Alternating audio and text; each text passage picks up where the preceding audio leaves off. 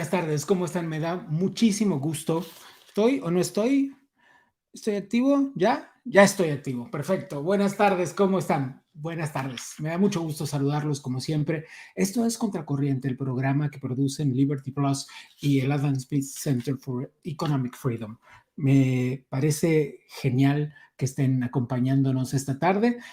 Hoy es 4 de octubre y ya se nos fue el año, como dicen las tías, pero es la verdad. A todos ustedes que están acompañándonos en este preciso instante en la transmisión de YouTube del canal de Federalismo y Libertad, le doy las gracias por estar ahí y como siempre por participar. A ustedes que nos acompañan en la transmisión en vivo por Facebook y por Instagram, gracias por estar ahí, compártanlo con amigos, pónganle like, denle click a la campanita para recibir las notificaciones, suscríbanse al canal de Federalismo y Libertad, ya somos muchísimos allí y es por supuesto para nosotros una gran responsabilidad, pero además un enorme gusto. Hoy tenemos un programa lleno de cosas, muy lleno de cosas, así es que además de hablar de esta Cuba en llamas, una Cuba encendida a pesar de los apagones, una Cuba que tiene mucho que decir y de eso hablaremos el día de hoy. Pero además también tendremos una entrevista exclusiva, la segunda parte de la entrevista exclusiva con el presidente Mario Abdo Benítez, el presidente de Paraguay,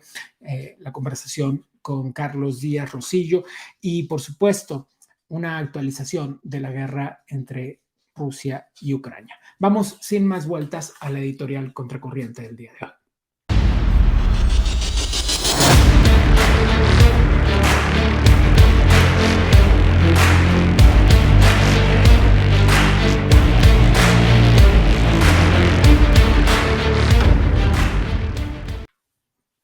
Seguramente a ti también te pasa.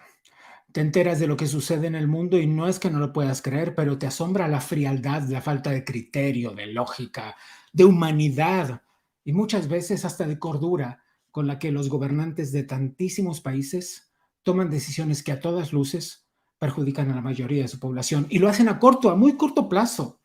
Ni siquiera muchas veces alcanzan a librar el periodo de su propio mandato antes de que el boomerang de su estupidez, de su codicia o de su maldad, sin duda de su maldad, les parte la boca.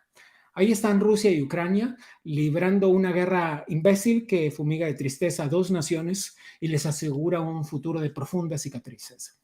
Putin es un demente, es megalómano, es cruel, es reaccionario, es demagogo, todo eso es, y ya lo sabemos. Pero cuando hablamos de Zelensky, debemos admitir que es un hombre haciendo malabares con sus incapacidades, sus ineptitudes. La pregunta es si él estaba preparado para estar ahí. Así es que cuando te hartas de Europa, porque crees que no te importa ni te afecta, volteas a América y ves que Brasil, el segundo país más poblado del continente, con 220 millones de habitantes, ha tirado una moneda al aire para elegir entre Lula y Bolsonaro. ¿Hay alguno que sea mejor que otro? La pésima idea de la polarización que nos hace sentir alineados con una causa que creemos nuestra cuando en realidad no es así, porque la mayoría de las veces las causas políticas no son las causas de la sociedad. ¿O sí?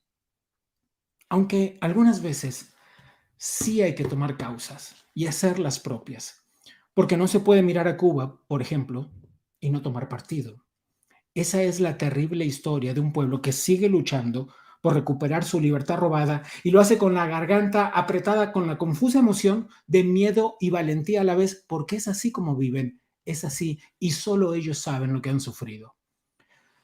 Yo no acabo de procesarlo, pero ¿acaso ustedes sí pudieron hacerlo? ¿Ustedes sí lograron descubrir dónde está la cordura y el aplomo, la coherencia de esos gobernantes latinoamericanos que siguen diciendo que el modelo cubano es digno de ser replicado?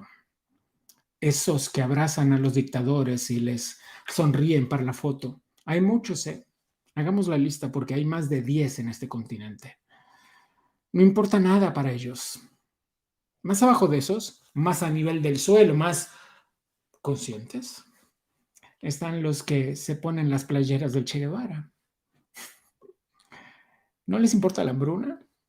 No les importa haber arruinado generaciones, no les importa el encarcelamiento de los opositores, los fusilamientos documentados, no les importan las condenas a decenas de años de prisión para quienes salieron a las calles tan solo a pedir libertad. Sí, libertad. Hoy Cuba vive uno de sus momentos más tremendos y con un poco de suerte, eso los llevará a un tiempo mejor. Pero si todo eso es lo que está bien, todo eso que pasa hoy, discúlpenme el cinismo, pero yo prefiero seguir yendo contracorriente.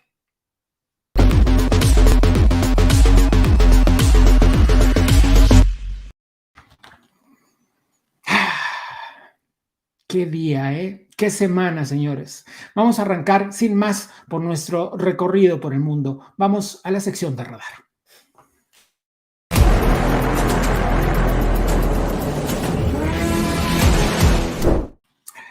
El resultado electoral en Brasil ha sido una cosa que nos dejó boquiabiertos a todos porque recordarán la semana pasada cuando hicimos nuestro programa que hacía hincapié en Brasil y su hora clave, pensamos, muchos auguraban que no habría una segunda vuelta electoral. Le daban a Lula un triunfo mayor, mucho mayor al que tuvo, y en consecuencia no se esperaba para nada que hubiera una segunda vuelta electoral. Algunos hablaban de hasta 13 puntos de diferencia. Esos 13 puntos de diferencia que no se consiguieron. Hoy hay 5, faltan unos pequeños ajustecitos, tal vez un poco menos de diferencia entre Jair Bolsonaro e Ignacio Lula da Silva. ¿Qué se juega en este momento, en este preciso momento en Brasil? El 30 de octubre, cuando suceda la segunda vuelta electoral, en ese momento se decidirá el futuro del segundo país más poblado del continente. Pero no solo eso, eso trae un arrastre económico y un arrastre político. Y también la definición de quizás lo que cambie el balance de fuerzas entre los liberales, los libertarios, los que van por la libertad y no tomen esto con el término tal y como se dice en Estados Unidos. Recuerden que estamos en Latinoamérica, desde aquí lo leemos de una forma distinta. Y quienes no, quienes van por los gobiernos autoritarios. Eso es lo que se decidirá el 30 de octubre en Brasil. Mucho que pensar, muchos socios comerciales preocupados allá en el Cono Sur, y de esto le estaremos dando más cuentas en los próximos días nada más, cuando podamos ponernos de acuerdo todos para contarles la historia. Está allí Patricio de la Barra. Patricio, buenas tardes, ¿cómo estás? Me da gusto saludarte. Hablemos del resultado electoral en Brasil y qué se espera para ese 30 de octubre, que será decisivo. Tenemos muy poquito tiempo el día de hoy.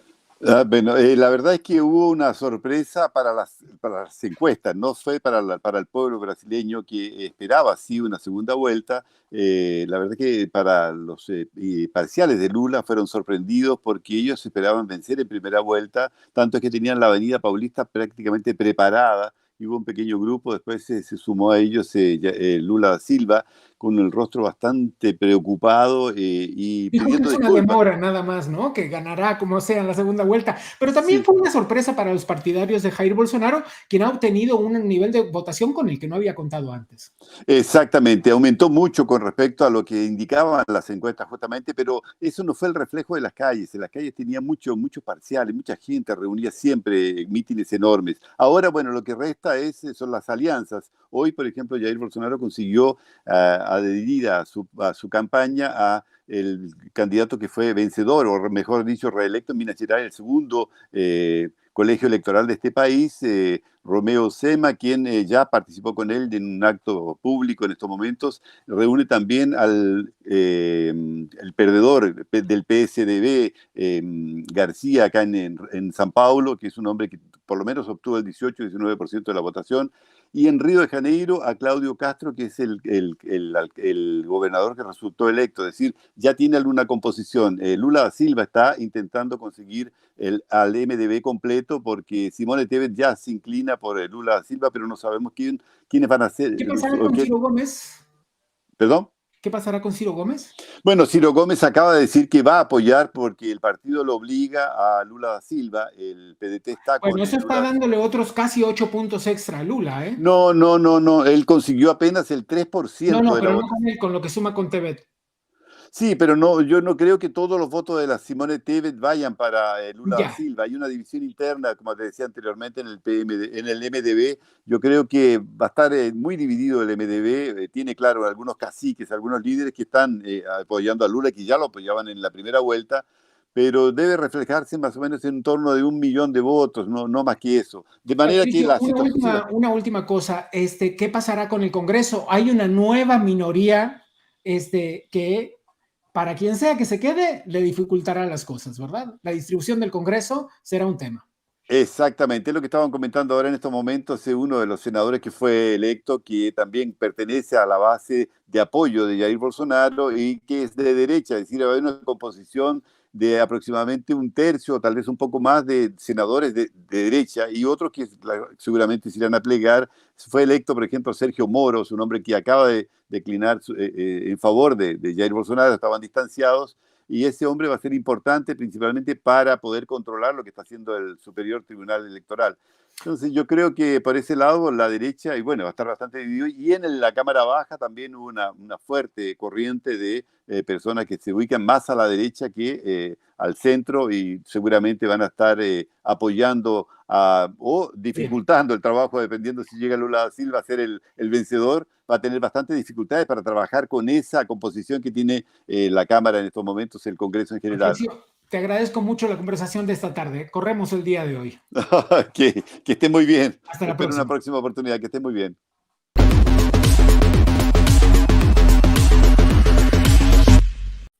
Nicaragua rompe relaciones diplomáticas con los Países Bajos.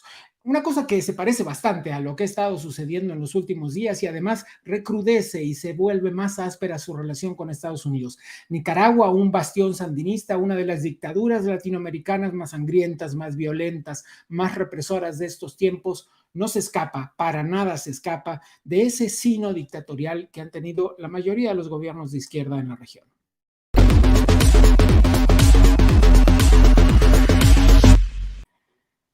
La primera ministra Liz Truss en el Reino Unido recibe su primer gran revés, es lo que dicen muchos. Ella proponía una reforma impositiva que le bajara este 45% de impuestos sobre las ganancias que pagan las personas más ricas del país, aquellos que ganan más de 150,000 libras, algo así como $168,000.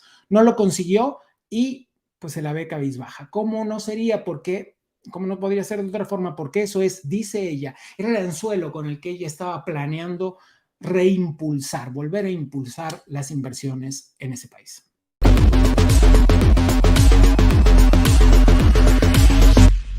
Una semana más que agitada en la Florida, allá en Estados Unidos.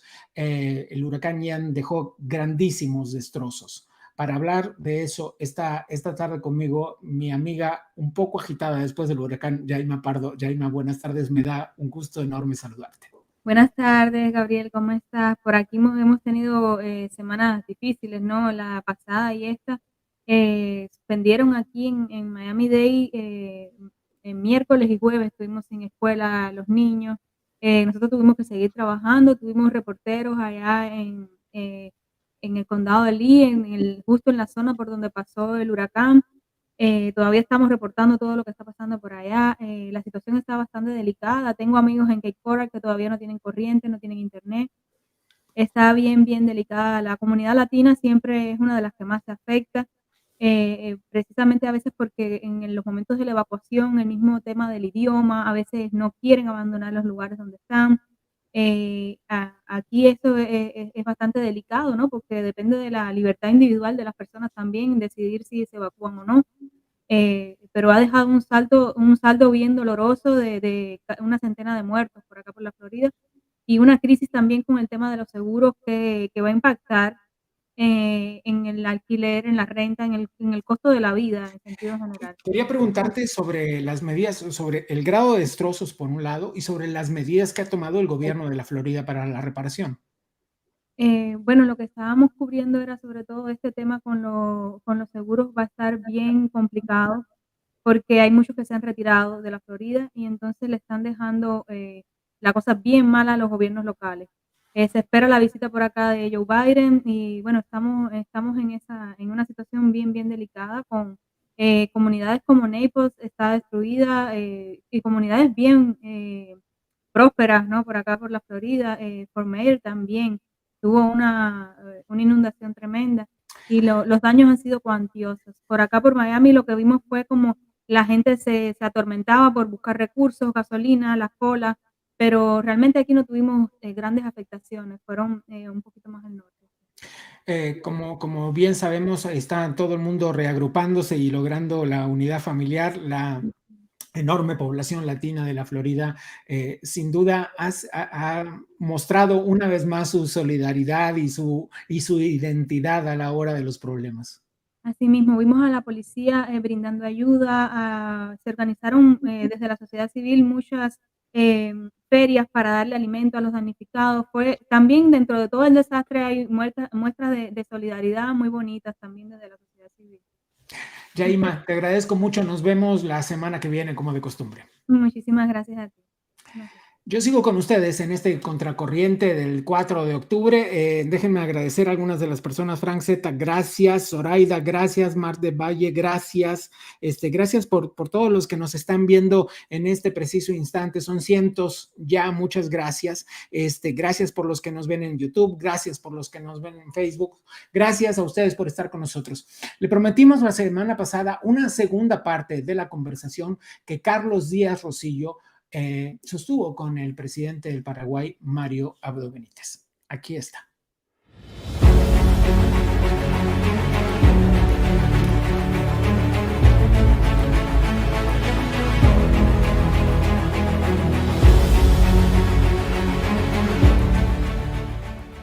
Hemos visto durante los 3-4 años anteriores que gobiernos latinoamericanos que tenían presidentes serios, sean de centro derecha o de centro izquierda, han venido siendo reemplazados por líderes más populistas, de tendencia más autoritaria.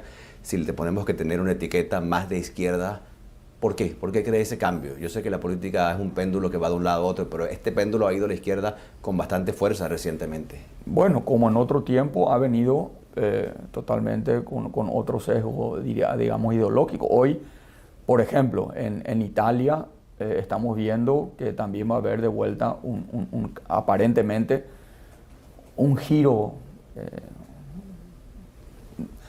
no sé si llamarle de izquierda a derecha. Yo hoy digo que si uno le pregunta a nuestro pueblo qué es izquierda y qué es derecha, yo le aseguro que al pueblo ya no le interesa a ninguno de los integrantes de nuestro pueblo latinoamericano. Claro. La gente quiere líderes con creatividad que solucionen sus problemas cotidianos, ¿verdad? Y para mí el debate ideológico es casi un debate obsoleto. Y yo creo que la alternancia se da no a consecuencia de un sesgo ideológico, sino a una conducta natural que está teniendo el elector latinoamericano y hasta el mundial, donde permanentemente busca la alternancia, ¿verdad? Busca el cambio, porque a la autoridad normalmente se le cuestiona desde el dispositivo mediático, desde las brechas y de la deuda histórica que tiene toda sociedad.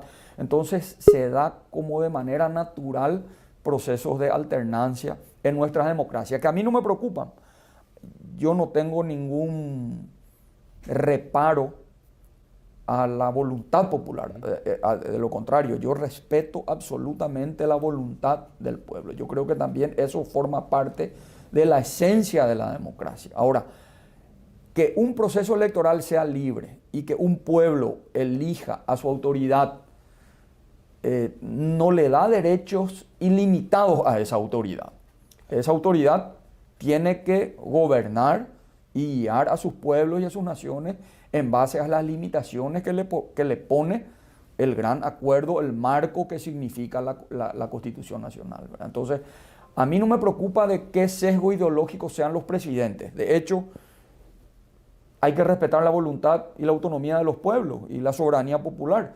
Lo que no podemos permitir es que, a consecuencia de procesos de alternancia, de muchas veces donde un pueblo busca un cambio ante insatisfacciones genuinas y reclamos legítimos que pueda tener, eso le dé al gobernante de turno la autoridad de destruir la libertad, de destruir las instituciones, de destruir la democracia. Ahí es donde nosotros tenemos que levantar, creo yo, nuestra voz de protesta, de alerta y nuestra condena. Cuando, fruto de un proceso electoral, hay abusos y hay procesos de destrucción de la convivencia pacífica respetando las institucionalidades, respetando el Estado de Derecho y destruyendo la conciencia democrática, que es difícil. La democracia se construye y se riega día a día.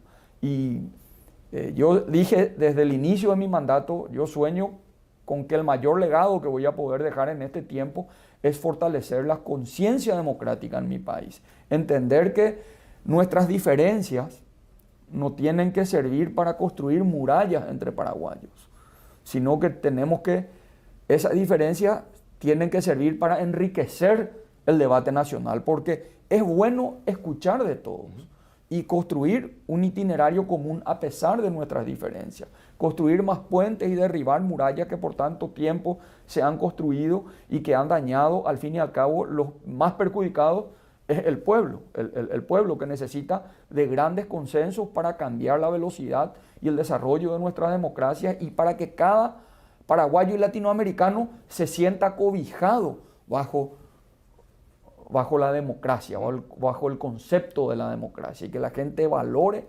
cuide y custodie lo que se construye con tanto esfuerzo y con tanto sacrificio y que se puede destruir con una promesa falsa o con un mensaje demagógico. Así es. Presidente, como usted sabe muy bien, a los presidentes se les critica por todo, por lo que hacen, por lo que dicen, por lo que no hacen. De todas las críticas que ha recibido, ¿cuál le parece particularmente injusta y cuál le parece acertada? Bueno, injusta me parece que fueron muchos cuestionamientos hacia el no entender la importancia. Latinoamérica tiene una cultura paternalista por naturaleza. Y yo, por ejemplo, soy uno de los únicos presidentes en los últimos años en Paraguay que no ha buscado introducir la figura de la reelección, por ejemplo. Soy un presidente que no tiene una injerencia directa en otros poderes del Estado y muchas veces eso se considera debilidad, porque uno espera que su presidente controle, porque históricamente así fue en Latinoamérica, que su presidente subordine a las demás instituciones, ¿verdad? Entonces es como una incomprensión y a lo mejor una no valoración de la importancia de lo que se está construyendo desde la conducción nacional. O sea, limitarnos a nosotros mismos a ponernos barreras para construir institucionalidad. Que el Paraguay dependa cada vez menos de quién es el presidente y recaiga más su progreso y su desarrollo sobre sus instituciones. Y eso es hasta un cambio cultural en Latinoamérica. Y mucha gente, bueno, quiere que el presidente ejerza más influencia sobre el Poder Judicial, por ejemplo, para luchar contra la corrupción.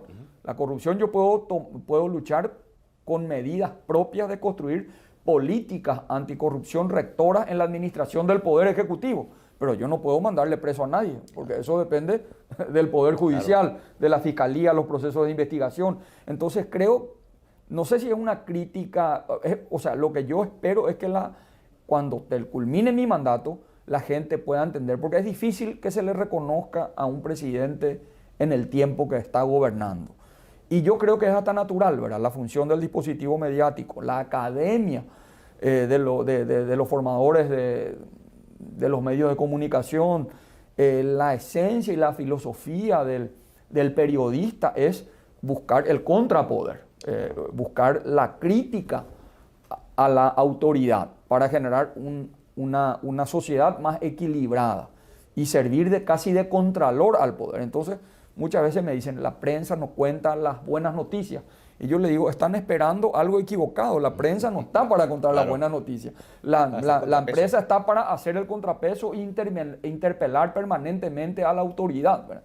Y bueno, y nosotros tenemos que aprender a convivir. Por eso yo creo que, no sé si no las críticas, pero sí creo que en el tiempo se va a valorar esta supuesta debilidad de un presidente que apuesta a construir y a dejar como un legado una conciencia democrática. Que la próxima entrevista, espero, sea en el Paraguay.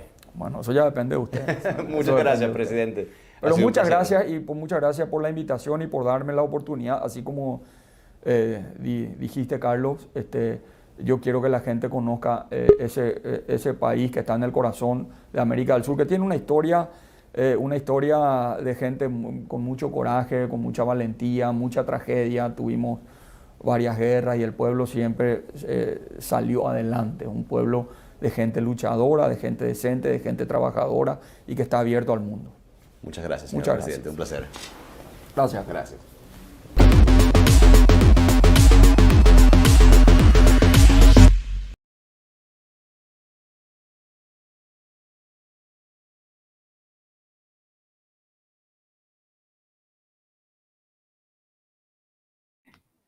Esto que vieron es una entrevista en un contexto de un grupo de entrevistas, de una sección completa que hará cada semana Carlos Díaz Rosillo. Y la semana que viene tendremos la entrevista que hará con Lenín Moreno, el expresidente del Ecuador. Este es el nivel de entrevistas que prometemos cada semana, así es que quédense con nosotros porque tenemos mucho, mucho más que mostrarles cada semana.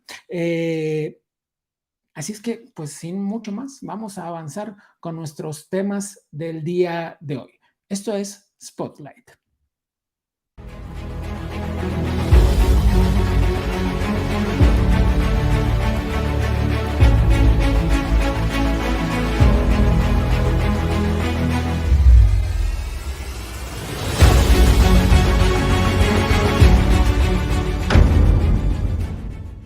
Les hablé de una guerra que tiene en jaque a dos naciones, que tiene a todos los hombres entre 18 y 65 encerrados en su propio país y que tiene además al mundo en jaque.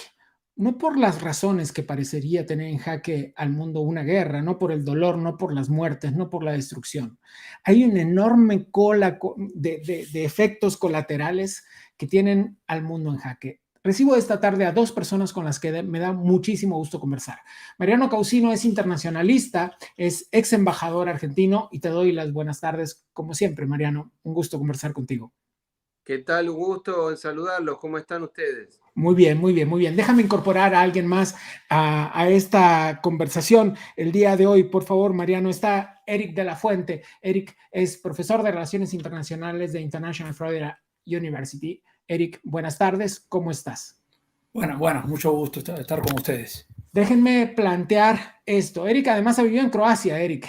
En Ucrania, En Ucrania, sí. perdón, ya se me fueron los países. Ha vivido en Ucrania. Quiero que me ayuden a entender esto que está pasando. Esta semana, dos grandes hechos parecen haber marcado la agenda de esta guerra. Por un lado, la anexión de 4 territorios por el lado de Rusia y por el otro lado, este pedido urgente de anexión a la Organización del Tratado del Atlántico Norte por parte de Ucrania. ¿Qué significan ambas cosas? Los escucho. Bueno, Mariano, sí. ¿quieres empezar? Okay. Bueno, esto lo que significa es que la guerra, cuando ya han transcurrido 7 meses de este conflicto iniciado a partir de la invasión rusa a Ucrania, pero que se trata de un conflicto muy antiguo, un conflicto persistente, un conflicto que probablemente continúe en el tiempo, desgraciadamente, y que en algún punto tiene las características de una suerte de guerra civil, porque se trata de población rusa o prorrusa en el Donbass.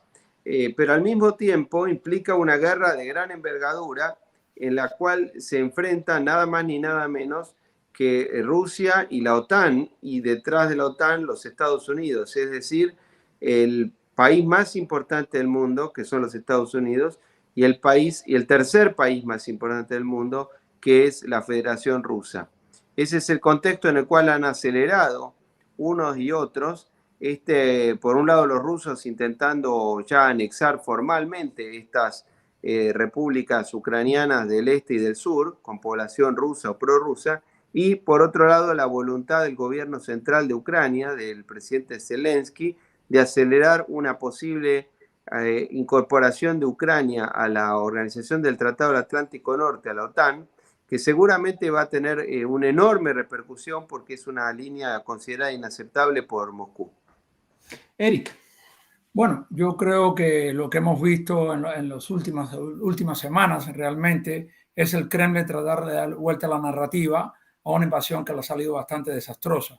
El plan del Kremlin nunca fue tomar una guerra grande. De hecho, no tenían una estrategia por una guerra grande, pensando que el inicial Blitzkrieg iba a llevar un golpe de Estado o iba a salir a Zelensky del país.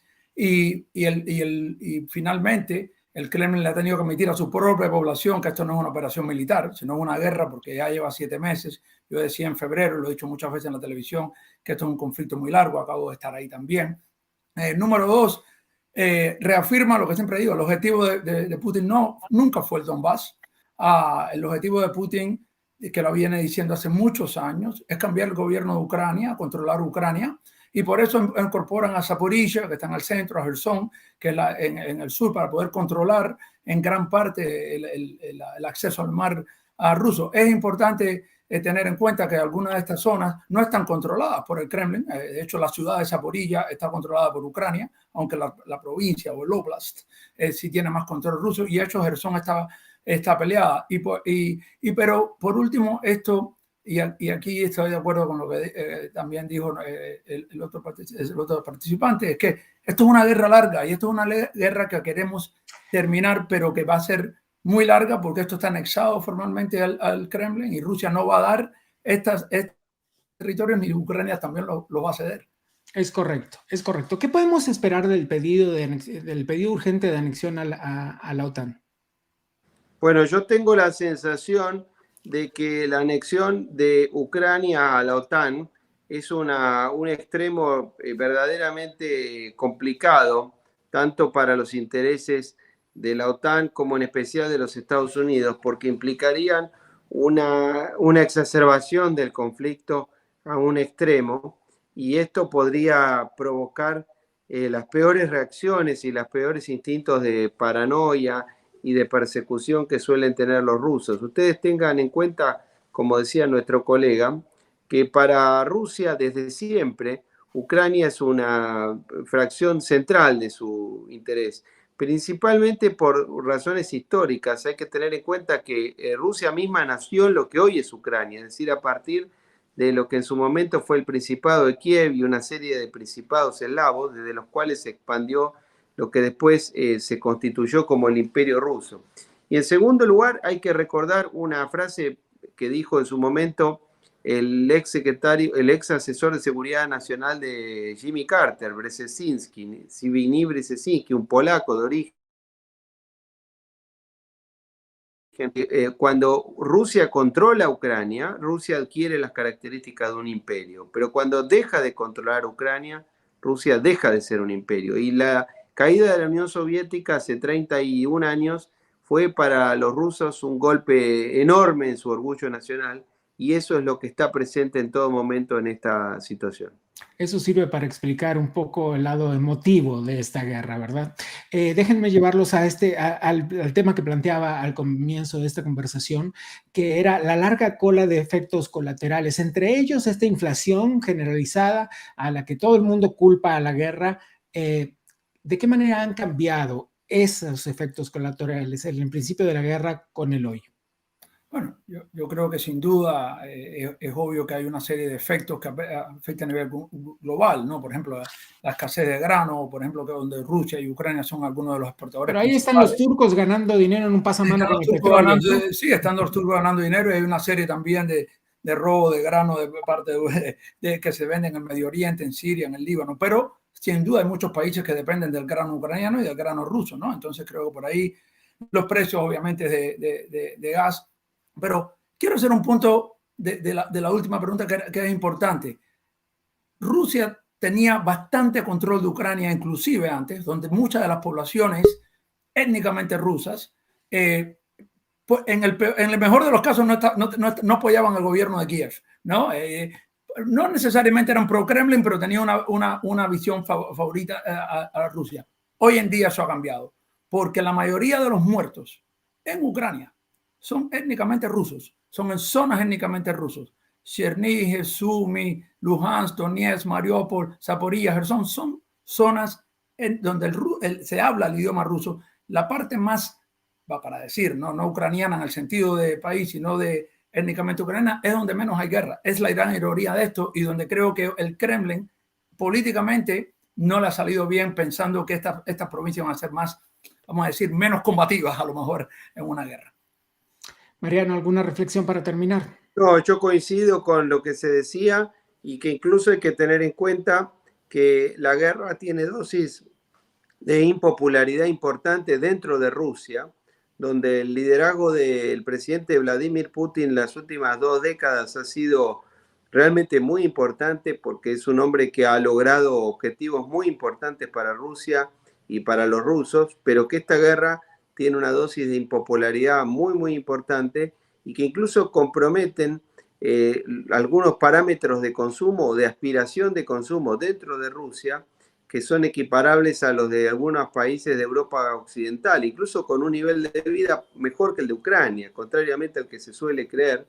Cuando se dice en Occidente, la prensa occidental sostiene que Ucrania tiene una situación mejor, o tenía una situación mejor que Rusia, y no es cierto. Ucrania es un país con graves dificultades económicas, es un país sumamente corrupto, probablemente el más corrupto de Europa, y la situación política dentro de Rusia, por más que es un gobierno autocrático, es complicada en este pedido o en esta exigencia de participación y de reclutamiento militar, y eso a la larga puede ser un problema en la reputación del liderazgo y en el legado histórico de Vladimir Putin.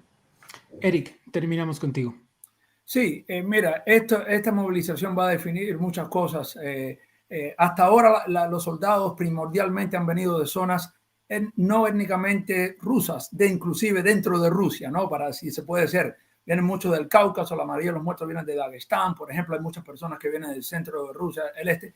Esta movilización puede, si esto es un preludio para una movilización más grande, que ahora normalmente hay movilización en el otoño en Ucrania, puede ver, ha habido un éxodo masivo de hombres rusos desde que se anunció la guerra, y yo creo que Putin no ha hecho la movilización grande para no tocar la sociedad moscovita y de San Petersburgo, ¿no? Donde es más el centro del poder. Claro. Creo que a medida que al final vamos a ver, es una guerra de quién aguanta más. Aguanta más el Occidente realmente invirtiendo miles de millones de dólares apoyando a Ucrania, y Ucrania, que también la guerra le está costando. Ucrania es un país que está destrozado hoy en día, ¿no? Le está costando mucho, no se sabe tanto de las pérdidas ucranianas, o aguanta Rusia, que se está haciendo desgastada, especialmente con cuando una movilización sea más grande, podrá aguantar ahí en una zona de una guerra donde a lo mejor no puede ganar ninguna de las dos partes. Es muy interesante ver. Les agradezco, como siempre, Mariano, Eric, un placer conversar con ustedes. No, muchas gracias a ustedes, hasta siempre. Buenas noches, muchas gracias. Nosotros...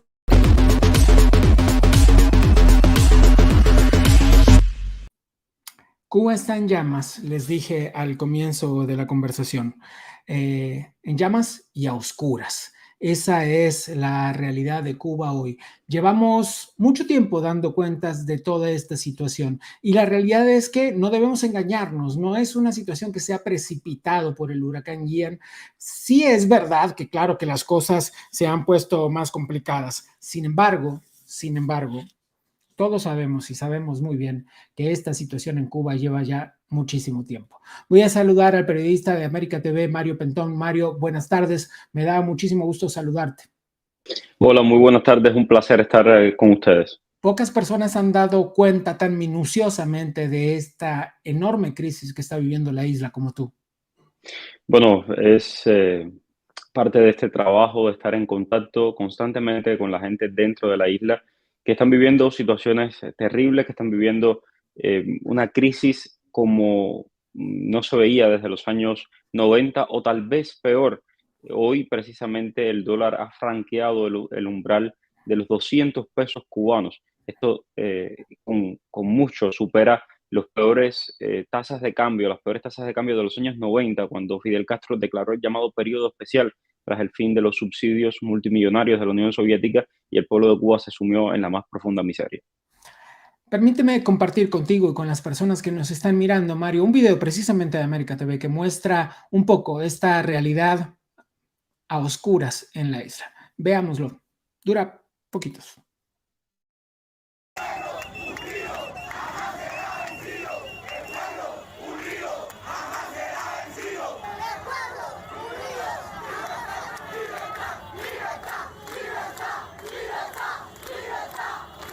Como 5 días, 5 días llevamos sin corriente, sin necesidad, porque aquí no pasó el ciclón,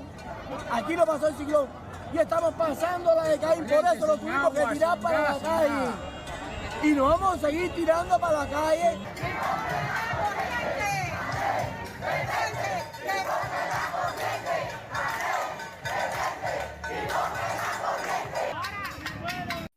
Ayúdanos a entender un poco, Mario. Esto que vimos es solamente un pedacito, es un pedacito chiquitito de lo que pasa en muchísimas ciudades de la isla. ¿Cuál es la realidad que están viviendo los cubanos hoy? Bueno, mira, el régimen cubano no ha dado mantenimiento a las termoeléctricas a lo largo y ancho de todo el país y debido justamente a la ineficiencia de este modelo económico centralizado de corte soviético, pues no tienen dinero para poner en funcionamiento la red eléctrica. La red eléctrica colapsó justo después del paso del ciclón, pero no necesariamente fue por el paso del ciclón. No, El porque ciclón pasó recordemos por... que hace unas semanas nosotros habíamos dado cuenta aquí mismo de estos apagones que tenían. Digo, ahí estaban también las protestas en la universidad por los apagones. ¿Tienen cuántos meses ya? Bueno, llevan meses justamente por lo que te comentaba. No hay absolutamente un trabajo serio para cuidar estas termoeléctricas y lo que ha pasado, bueno, es que la red ha colapsado. Al colapsar la red, se fue la electricidad en el lugar que menos le convenía al gobierno, que es La Habana. Era lo que más cuidaban, que nunca se fuera la luz en La Habana, porque justamente en La Habana se podrían producir estas protestas masivas. La respuesta del régimen a estas protestas masivas han sido la misma respuesta que en el año 2021, aquel 11 de julio histórico, pues O sea, hicieron más represión. más represión, con unos palos gigantescos. Acabo de colgar con la madre de un muchachito, prácticamente un adolescente, desfigurado, está en este momento, incomunicado por parte de las tropas represivas del régimen cubano, que le dieron con todo lo que pudieron solamente por pedir libertad. Esa es ¿Cómo la le llaman? palabra. Brigadas de respuesta rápida, ¿es correcto? Así es, brigadas de respuesta rápida, que no es más que paramilitares, es decir, son personas que pertenecen al ejército o al Ministerio del Interior, que es el ejército interior que tiene el régimen cubano, o a la policía, los visten de civil y los ponen a golpear a mujeres y a niños haciéndose pasar por el pueblo que está en contra de esas manifestaciones contrarrevolucionarias. Y por otra parte, la manida, justificación y mentira de que estas pues manifestaciones son pagadas desde Estados Unidos, de que estas manifestaciones son orquestadas por el exilio de Miami, que no tiene absolutamente nada que ver con esto. Sencillamente lo que ha hecho el exilio de Miami es visibilizar la realidad que está viviendo el pueblo cubano, que ya no da más. ¿Me permites abrir un poco la conversación e invitar a esta charla a Jonathan López? Jonathan es un activista cubano, quien seguramente conoces si tienes en la mira. Jonathan, me da mucho gusto saludarte. Agradezco enormemente a ti por tomar esta conversación y al azar que permitió que tuvieras luz e internet esta tarde. Te escuchamos.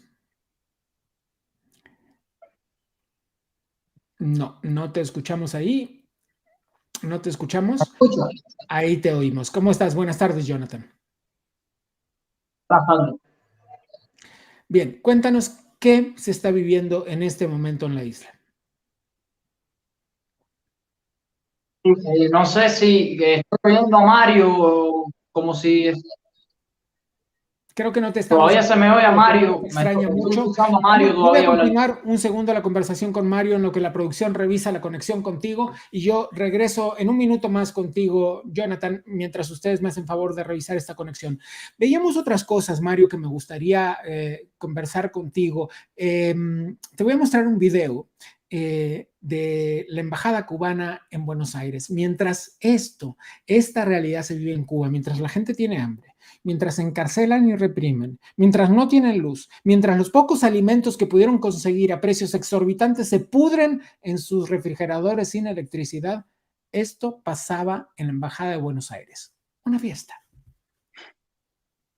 Por eso estamos acá, por eso estoy haciendo estos vivos cortos. No quiero llenar las redes porque los ojos tienen que estar puestos en lo que está pasando en Cuba. Pero esto es muy simbólico, que la embajada de la dictadura cubana esté festejando cuando las personas están llorando, cuando las personas están siendo reprimidas y cuando las personas no tienen que comer. ¡Libertad! Ustedes quieren callar nuestras voces y quieren callar la voz de la verdad, pero no van a poder. ¡SOS Cuba! ¡Abajo la dictadura! ¡SOS Cuba! ¡Abajo la dictadura! Nuestros hermanos en Cuba están siendo reprimidos, están sufriendo 63 años de destrucción de una dictadura totalitaria.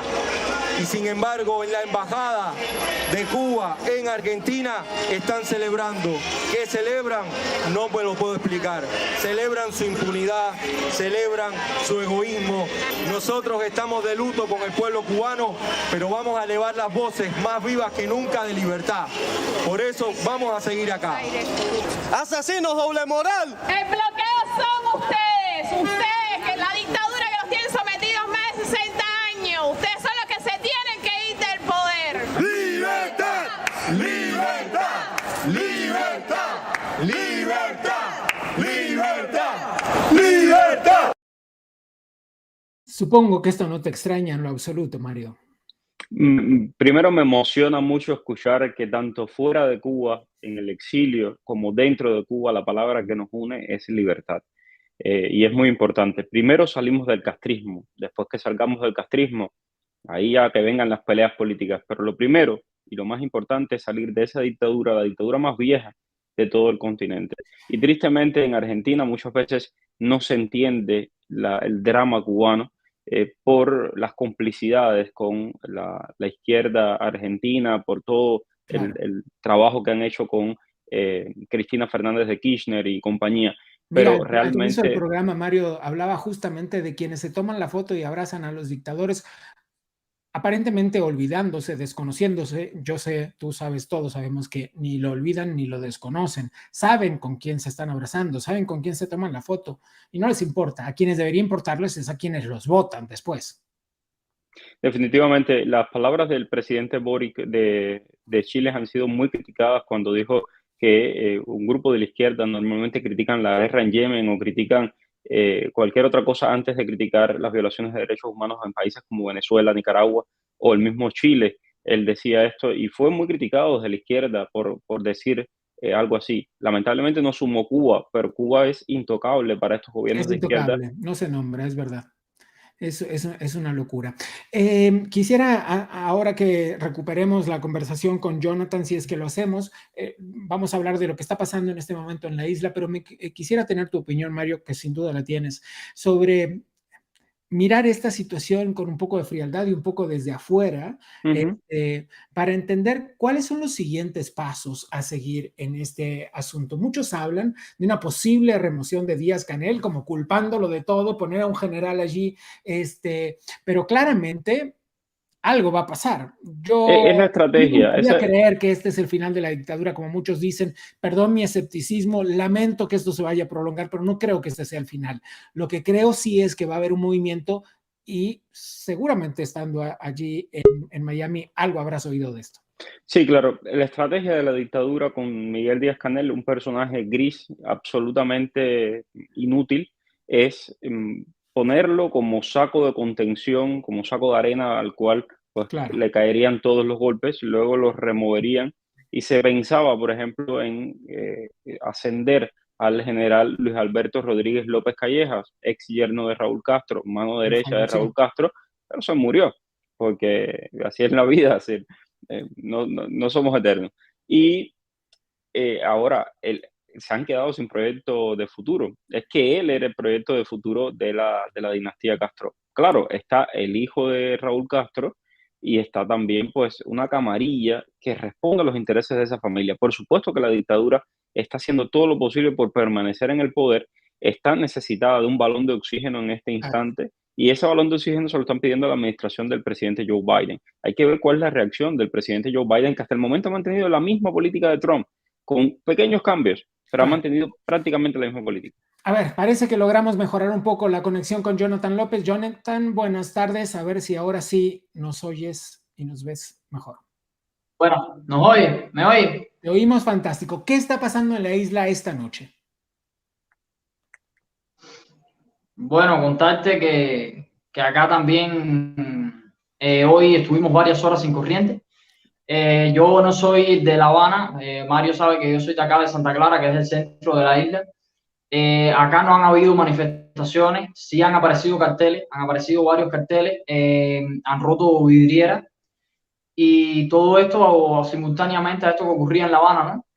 pero bueno, si no han habido esas manifestaciones que han habido en La Habana. Acá ahora una aparente calma. Esto es algo bien, siempre es lo que es un ambiente tenso. Ahora mismo en la isla se vive un ambiente tenso. Es como una aparente tranquilidad, pero te da la sensación de que cualquier cosa puede pasar en cualquier momento. Claro. Es esto realmente lo que se vive. ¿Te atreves a aventurar una razón por la que aún en Santa Clara no hay manifestaciones? Sí, a ver, acá, como decirte, La Habana siempre es que es un pueblo bastante, ¿cómo decirlo?, valiente. La Habana, si recordamos, La Habana empezaron a quitar la corriente ya de último y muy poquitas horas, porque saben el carácter del pueblo de La Habana. Acá en Santa Clara, de hecho, Santa Clara fue una de las últimas ciudades del 11 de julio al salir a las calles. Realmente la razón no te la podría dar, pero bueno, eso es más o menos lo que te puedo decir. Es un pueblo, acá quedamos también en La Habana, es la capital y es donde hay más activistas también, es donde está Luis Manuel, donde está Michael, donde están todas estas personas, donde está el movimiento San Isidro, que fue lo que inició todo aquí realmente. Mario, ¿te gustaría preguntarle algo? Bueno, primero decir que, por supuesto, que para quienes no lo conocen, Jonathan López y su familia son ejemplos de valentía, ejemplos de una fortaleza increíble. Andy García está preso, que es el cuñado de Jonathan, por salir el 11 de julio a manifestarse. Y esta familia está siendo constantemente acosada por la seguridad del Estado, del régimen cubano a niveles tremendos. Entonces, que esté aquí nuevamente es una manera de refrendar ese compromiso con la libertad, y realmente es importante decirlo, son gente muy valiente. Y luego, ¿por qué el pueblo de Santa Clara o de Cienfuegos? Yo soy de Cienfuegos, muy cerca de ahí, de esa ciudad. ¿Por qué no salen como sale La Habana? Bueno, porque los mecanismos de control en una sociedad totalitaria... ¿Me logran escuchar? ¿Me están escuchando? Es que no Sí. sé si me están hablando o... Sí te oímos, sí te oímos. Jonathan, sí. Son mucho más difíciles en unos pueblos pequeños, donde es mucho más fácil controlar el pueblo que en ciudades tan grandes como La Habana, que tiene 2 millones de habitantes. Por ejemplo, Santa Clara tiene, qué sé yo, 100.000, 200.000 habitantes. La Habana tiene 2,5 millones. Claro, claro. No sé si creo que Jonathan no nos escucha. Jonathan, te doy las gracias, aunque quizás no me estés oyendo. Valoramos muchísimo. Para quienes nos están mirando desde otras partes del mundo con un poco más de constancia en sus servicios, contémosles que esto es cosa de todos los días en Cuba. Las conexiones colapsadas, no hay luz. Algunas veces ni siquiera se trata de un fallo general, sino de una persecución específica. Exacto. Con personas como Jonathan y como muchos otros activistas que trabajan todos los días de su vida en busca de mejorar la calidad de vida y de mejorar el futuro de esa isla que, como decía al comienzo del programa, vive a mitad de camino entre la valentía y el miedo, y quizás esa valentía sea precisamente alimentada por el miedo. ¿Por qué el miedo? Bueno, porque suceden las cosas de las que les hemos dado cuenta el último año, ¿no? Es decir, te meten 20 años de prisión. Lo que vimos ayer y antes de ayer, es decir, tropas del régimen cubano vestidos de civil con bates en las manos, y esos bates no eran para jugar, no, con esos bates golpearon a mujeres, golpearon a niños que estaban manifestándose en las calles de La Habana, sencillamente por pedir, como ustedes escucharon, libertad, por pedir agua, por pedir electricidad, algo elemental en cualquier familia hoy en el siglo XXI. Por último, Mario, estás en la Florida, donde la población de cubanos es enorme, y esto no es un secreto, sino es de hecho una característica especial. Somos 200.000 más de los que han llegado este año, el 2% de la población cubana. Qué locura, ¿no? Qué locura. Sí.